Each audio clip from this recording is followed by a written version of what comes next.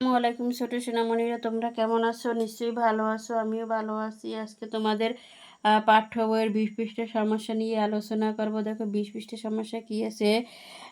এখানে 47 আছে, 352, তারপর আছে 1000। সংখ্যাগুলোর প্রত্যেকটি অঙ্কের স্থানীয় মান লিখি। প্রত্যেকটির স্থানীয় মান লিখতে বলা হয়েছে, তোমাদের বইতে এখানে লিখে দেখানো হয়েছে। এখানে দেখো 7 একক, 7-এর স্থানীয় মান 7।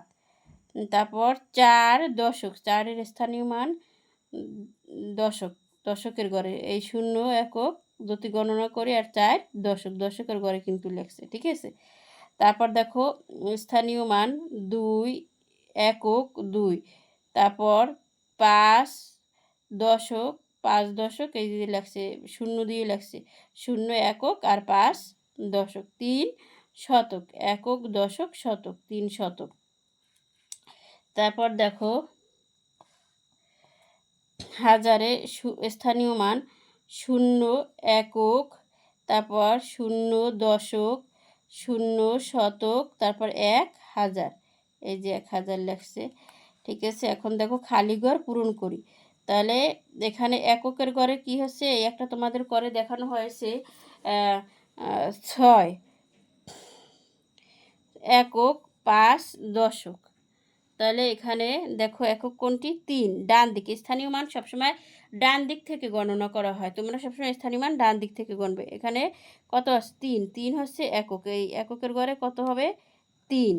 তারপর দশক হচ্ছে 8, দশক হচ্ছে 8। তারপর এখানে 120 আছে, তাহলে এককের ঘরে কত হবে?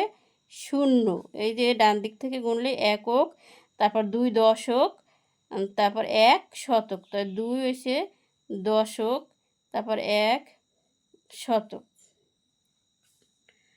এখন দেখো কত আছে? 7 একক, তাহলে 7 এখানে বসবে, তারপর 6 দশক, 6 এখানে বসবে, তারপর 4 শতক, 4 এখানে বসবে। তারপর এখানে দেখো